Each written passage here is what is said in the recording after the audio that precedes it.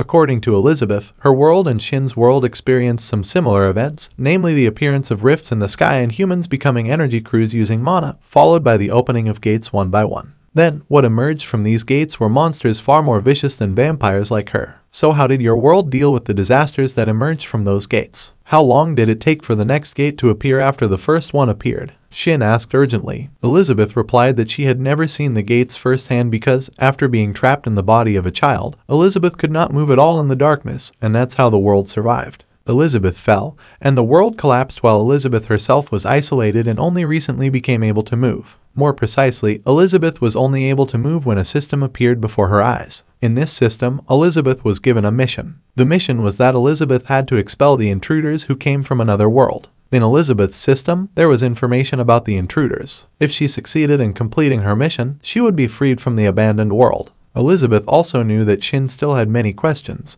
but Elizabeth felt she couldn't answer all of Shin's questions because her time was almost up. Elizabeth's body began to cool and become younger. Shin realized that Elizabeth was like a player, just like him, but now Shin panicked because Elizabeth's body began to disintegrate. However, at that moment, Shin Sho's system appeared and told him that the shackles of devil control item could be used now. Shin tried to open the gift box and use the item. It was a forced dungeon item that could be used on monsters defeated in a critical condition. When successfully used, the monster would recover from the critical condition and become a subordinate of the player who used the item as a pet. Yes, Shin had seen many players with their pets, but this was the first time he made a player a pet, and Shin's system started creating a contract, and the contract succeeded. The vampire Elizabeth Bathory was registered as Shin's pet. However, Shin was surprised because he was actually not surprised that Elizabeth's form would change. Of course, he was surprised because Elizabeth did not turn into a bat that would suit being a vampire but instead turned into a cat. Even her collar was changed to fit a cat. But not long after that, Elizabeth was able to change back to her original form. Elizabeth was upset and didn't accept being turned into a pet, but maintaining human form was still too difficult for Elizabeth because Shin needed contaminated mana to maintain it. Finally, she returned to cat form at that moment. Elizabeth couldn't refuse to become Shin's pet. Although Elizabeth turned into a cat, she could still communicate with Shin. By the way, were you really betrayed by those people? Shin asked, seemingly knowing the truth that they didn't betray Elizabeth. What nonsense are you talking about? I have already told you everything. Yes, you don't need to repeat it again. I heard your story clearly. It's just that when I heard your story earlier, Shin felt something was wrong. Previously, Elizabeth said that they stole Elizabeth's power so they could survive. According to Shin, living like that was meaningless. Shin didn't know what actually happened, but in his opinion, Elizabeth's family didn't seem perfect. Even Shin wasn't sure if they had real feelings or rationality, but more like living beings to Shin. They were more like dolls moving with a cursed program, but for Elizabeth, nothing was strange about that. According to Elizabeth, human mentality was destined to change according to their physical bodies. They became like that because they were forced to use contaminated mana, becoming evil and losing their rationality. However, even if what Elizabeth said was true, Shin still wouldn't feel sorry for fools like Elizabeth's family because if they were Shin or most humans, they wouldn't choose to live like that. Then Shin approached the doll and said if it moved its body, it should have after getting what it was looking for. Then he called Elizabeth. Come here, said Shin, not thinking that such a simple command could not be refused. I don't know if you know or not, but this is an item called the Essential Crystal usually used for class spells affiliated with black magic and storing some mana and your soul into it. According to Shin, they took it and put it into the doll, bringing their souls into it, but maybe they didn't have enough power. But clearly, they were skilled enough technically. Suddenly, Elizabeth was carried into the memories of her family, more precisely, it was her father's memories. At that time, her mother said she had seen several thousand different visions since a few days ago, but the results were always the same. In her mother's vision, the collision between two different worlds in recent years continued to increase in frequency and was out of control, and although they could delay it, according to her mother, it was too late to prepare for it. Then her father suggested using the different dimension hypothesis researched by Elizabeth's mother, because that way, her father thought at least their family could survive. Her mother replied that if Elizabeth helped them, they would at least be able to separate the land around the house. But according to her mother, another problem would come after that. The problem was that if their world was destroyed, then the house would float forever in the space between two dimensions until someone from the other world found them. And it could last several hundred or even several thousand years or even longer than that, and they could only wait to die slowly, according to her mother. They could only survive for a few years in the dimension that would be created, but according to the child, Elizabeth could last longer because she was not human like them. The child thought they could at least save Elizabeth in that dimension as well because their family could also live there. At that time, Elizabeth came to help them defeat the giant monster, and they thought that at least one family member should stay alive. However, they never explained this to Elizabeth at all because they feared Elizabeth would refuse if only she were to survive later. That's why the family locked Elizabeth into the body of a child so she could last longer. Then they placed their souls into dolls, and for a few years or even hundreds of years, they could still retain their human consciousness. But after that, they would slowly fade away. After years, they wouldn't remember who they were anymore and would become dolls forever. Even if the dimension was isolated, they didn't know what kind of variables or dangers might occur to them, and they would protect Elizabeth from those dangers. They didn't know how long it would take for them to do so until someone from another world took Elizabeth out of that dimension and saved her. They even said that if they told Elizabeth about this plan, she would refuse and would rather die with them. That is why they didn't tell Elizabeth, causing this misunderstanding to occur. Don't just sit there, get up, you don't have time wasted, said Shin, making a bet with Elizabeth, feeling confused. Then Shin also said that Elizabeth's original role was to end everything. According to Shin, the reason was that they had chosen to become dolls all this time just for Elizabeth, and all of it was to protect her. Therefore, Shin wanted Elizabeth herself to help and end their suffering, not someone else. But I can't do something like that, how can I? You know, if their doom and death were certain, they could have arranged everything and chosen to live happily at the end of their lives, but they chose not to. They locked and sealed themselves in an endless dungeon for you, in a future they themselves were unsure of. And this isn't for me or for you, at least that's what you can do for their sacrifice. After that, Elizabeth stood up, and yes, she still felt heavy. Elizabeth also still remembered her past with her family in the previous world and also when she was in this dungeon. Eventually, Shin moved to an area outside the dungeon. Not long after that, John's group also began to exit from there, and their lives weren't in depth despite their condition being full of wounds. She herself felt that she had been in the dungeon longer than usual. Due to complicated incidents, Shin eventually succeeded in persuading Elizabeth to leave the dungeon. All of this was because Elizabeth's family hoped that people from another world could take Elizabeth and save her from that dimension. What about this place? I will do my best here and stay alive. This is my duty, said Elizabeth, who also ended this part. Alright, let's continue to the next storyline. After Shin Sho and his group left the dungeon, Shin suddenly moved to Yaren's house at night. That day was a tiring day for him after entering the dungeon with Jared and the others. Not long after that, an uninvited guest arrived at his house. Yaren already knew the person, but what happened on a night like this? He came to her house, Yaren thought. It turned out he came to accompany Yaren, who was tired and missing him, saying he wanted to keep her company. Yaren drank as much wine as she could, but Yaren didn't easily believe that the person who came just wanted to accompany her drinking. There must be another intention. Yaren threatened the person and asked him to be honest about his purpose for coming. Then the person said that it was true he didn't come just for personal reasons. He also heard that Yaren had previously entered a dungeon whose difficulty level hadn't been confirmed. The person wanted Yaren to tell about what the adventure in such a dungeon was like. Yes, the person knew that Yaren couldn't answer the question because, in the middle of the battle in the dungeon, Yaren and part of her team were unconscious. Yaren reasoned that because the dungeon had conditions that suddenly became strange, and even though she was unconscious, Yaren believed her team would still win. It was said that Craig managed to defeat the boss monster with just 2 sword swings given by the support class, seen from the warrior's explosion. Yes, according to Yaren, it was an unprecedented power. Yes, the person knew that Craig was an S-rank hunter and thought that a strong hunter like him was worth targeting and hunting. Yaren also said that even though Craig seemed very impressive with his strength, there was one more person who needed to be confirmed first, the person from the support class who helped Craig initially. Yaren thought the supporter was just an ordinary low-class player who could only make general weapons, but the reality was that the weapons made by the supporter were different. They were able to withstand Craig's full strength. According to the person, if someone knows how to make a good sword, it would be very useful, yes, very useful for equipment. But for the person, a tool is a tool. If no one can hold and use it, then the tool would become useless. Craig's ability in support only exists at the 2 ends of a sword, and purity in battle is what the person thought of. Meanwhile, according to Yaren, if the person hunted Yan, then the weakness due to underestimation might be the main cause that would make him lose again. The person was a bit curious about the D-ranked support class person because he made Yaren acknowledge someone from the support class. Although the supporter wasn't as strong as Craig, the person intended to eliminate Yan and the supporter when the time came. A few days later, Shin moved to Shin's location. He slept for several days in a row, but his condition didn't improve, and this was due to Elizabeth's absorption ability. Then Shin intended to ask Elizabeth about this. Who knows, Elizabeth might know how to overcome the side effects Shin felt this time. After he called Beth several times, it turned out Beth never answered. Then Shin Sho realized something, which was that the window was open. Beth possibly went out through that window, but Shin wasn't worried about Beth because he could summon her by force anytime he wanted, and Beth possibly went out because she was curious about her new world. Shin just hoped Beth wouldn't do anything strange out there. In a treasure chest, there are random gifts given to players,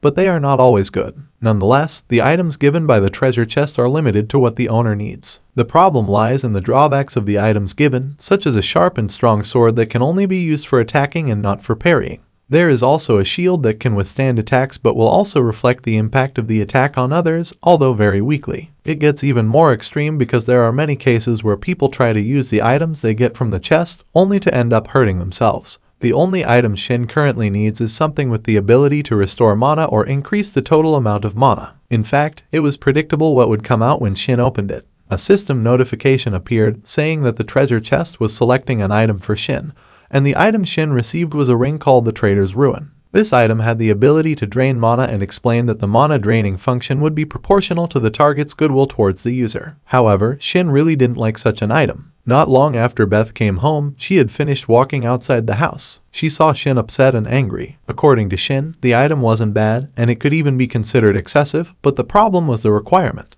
It had to make a good impression, even if the target was an enemy. Then, Beth greeted the annoyed Shin and told him that someone would be visiting Shin's house. Shin himself didn't know the name of that person. He just said that the person was Koplak, the guild leader. His name was Jared. He never expected a support class like Shin to live in an unsafe and unsuitable place, even though initially he thought Craig would place his support in a good location. "Oh yes, he really is a fool," Shin said. Who would have thought that the guest was Jared? Jared's purpose in coming was to recruit Shin directly after witnessing Shin's abilities firsthand.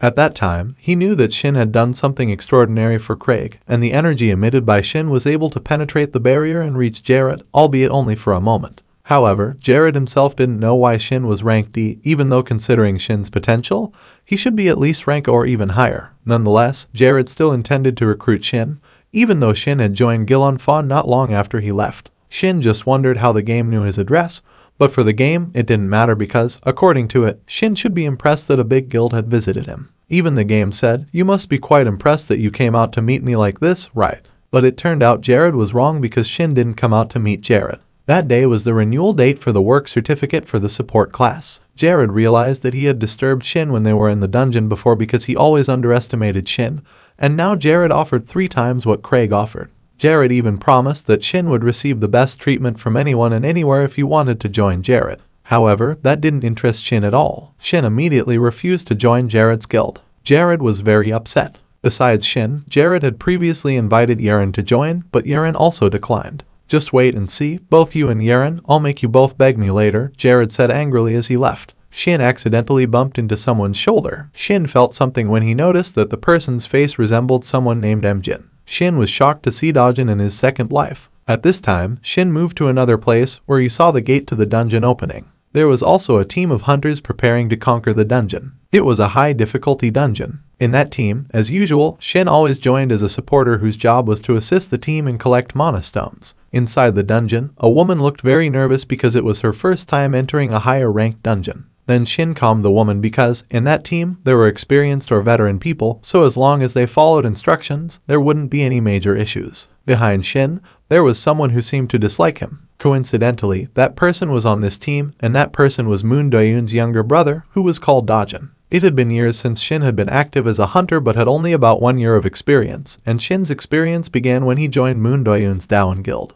At that time, he and his brother, Moon Doyoon, were talking about dungeon ranks. His brother chose to bid for a rank D dungeon, but Dojin felt that his brother's team was more suited for higher ranked dungeons. However, Moon Doyoon said that there was a possibility of getting a rank D dungeon with a wide scope and abundant resources, which could yield greater profits with minimal human resources, so big guilds usually targeted such dungeons. But it was different for a new guild like Moon Doyoon's Daewon Guild, where there were many things that could be done even though they and their team only got half of what they expected. With that, Moon Doyoon could strengthen the equipment of guild members who had worked hard and train them using special facilities without the help of other guilds, making him confident that his guild could grow into a big guild. But his desire couldn't be fulfilled. Dojin received difficult news from the association. Dojin received news saying that his brother had died in a rank D dungeon.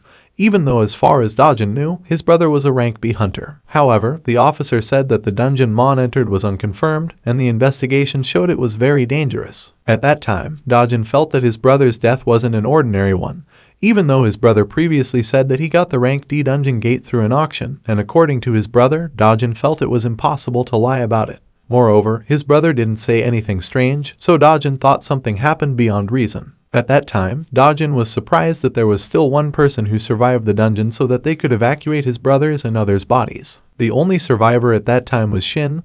That was Dajin's flashback. We return to the current situation before entering the dungeon gate. The person carrying the shield hoped that their team could complete the dungeon without any members getting hurt, while Dajin himself was still thinking about his brother's past, that his brother and all the veterans in the guild were dead. Dajin wondered how a rank D supporter could survive by luck. At that time, he wanted to think about how often this incident felt strange to him, and Dajin's current goal was to find out the truth about his brother's death because, according to Dajin, Shin had something to do with his brother's death. After Shin's group entered, suddenly, the officer saw someone who had just arrived. The officer stopped the man because, apart from team participants, it was forbidden to enter the dungeon. Yes, he was the man who was previously at Yaren's house. He handed a piece of paper to the officer stating that he had permission to enter the dungeon until finally, the officer allowed the man to enter. The man was tasked by his leader, and that task was to deal with Dajin. "Let's see the true abilities of this potential hero," he said. A few moments inside the dungeon, Dajin managed to summon the head of a duck, which had a high danger level. The uncomfortable man seemed overwhelmed by the duck monster. Dajin himself was also surprised, even though the dungeon they entered was rank C, but according to his assessment, it could be said to be equivalent to a rank B dungeon or higher. Initially, Dajin wanted to hide his strength,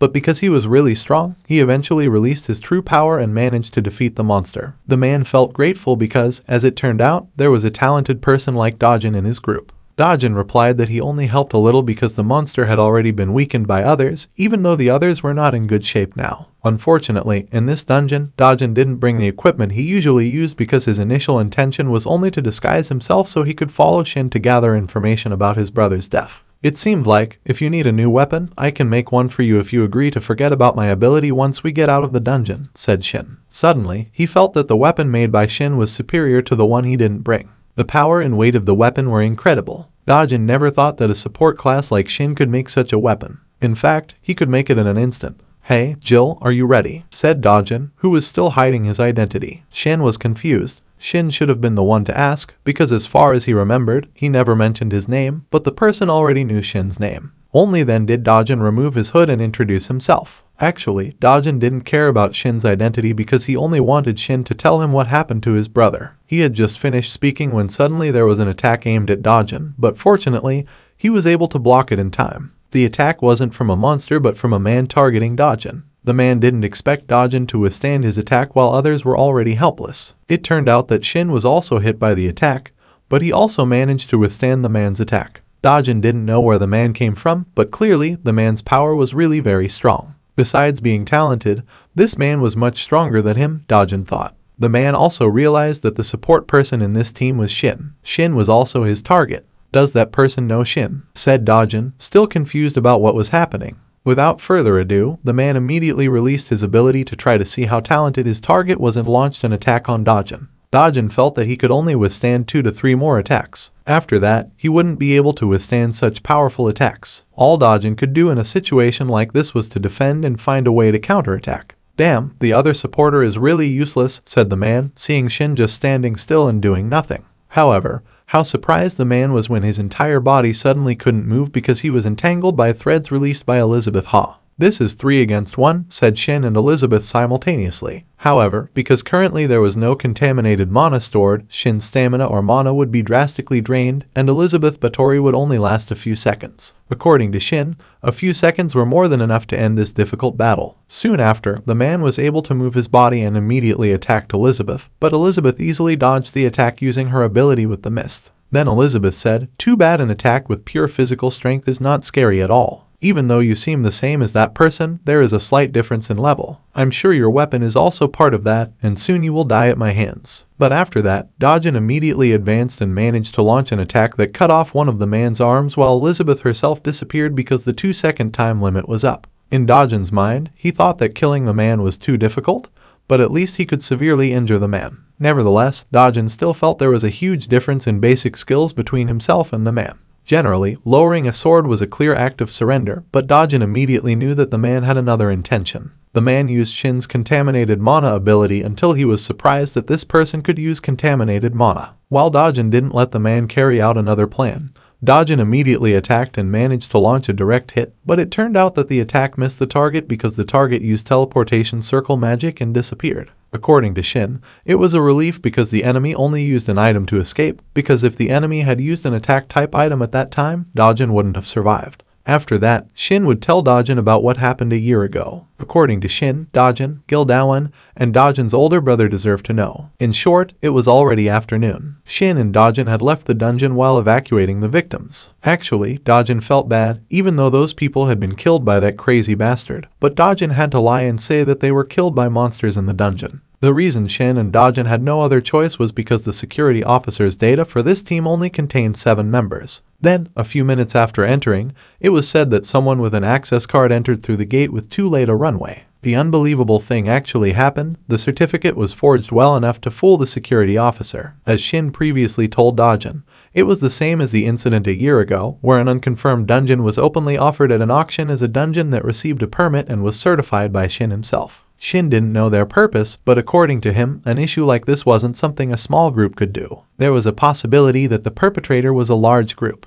The perpetrator might be an important figure who wouldn't be caught even after deceiving coworkers. There was another possibility that the perpetrator was someone big enough that it didn't matter if they got caught because maybe some of them couldn't accept it. In other words, if Dajin officially reported it to the association, then those people might get hurt. That's what Shin meant. But Dajin still had one more question, which was about Shin's ability. Shin was rumored to be an RD supporter, but for Dajin, it didn't make sense. "Why are you hiding your abilities?" Dajin asked. Shin replied that if he explained in detail, it would take too long. However, a year ago, Shin's abilities were completely useless to him, only able to create 1 or 2 swords, which earned him the nickname Ringed, and it was embarrassing for him. But when he was on the brink of death in an unconfirmed dungeon a year ago, Shin awakened with his new abilities and, thanks to that, he was the only one who could survive. To some people, it might seem unrealistic, and Shin understood that it might sound suspicious. Even if Shin were in Dajin's position, he might not believe it. However, if one day the main perpetrator and the truth behind it could be revealed by Shin, then he plans to disclose everything to the world and the family members of the victims who fell victim to the incident a year ago. Nevertheless, Shin feels guilty because he is still hiding the truth until now. Shin apologizes and says that if one day he can find the culprit responsible for Moon Do-yoon's death and the others, then find them. Do not act as if this is only your problem and forget the fact that you are not the culprit. There isn't a single answer I can accept, Dajin said. Because Dajin now feels that his position and condition are no different from Shin's after the dungeon incident earlier. Although Dajin has seen the truth with his own eyes, he has to keep his mouth shut to those who deserve to know it. Dajin will never stop until he makes those who killed his brother pay the price. Dajin also intends to catch them no matter what. Now Dajin will side with Shin until he can find the culprit. From now on, Dajin hopes that he and Shin can rely on each other and help one another. Then Shin moved to the man's place. He seemed upset and was about to hit someone he called mother. Then a woman appeared. The woman said she didn't know why the man was upset and said he was going to hit the mother when he lost and fled. According to the woman, it was very sad to see him. Even according to the woman, it would be better if the man came back dead or still alive but in despair. That way, the woman could make the man her victim. But unfortunately, someone still expects a lot from the man, even though the woman doesn't know why. Then the woman released something terrifying right in front of the man.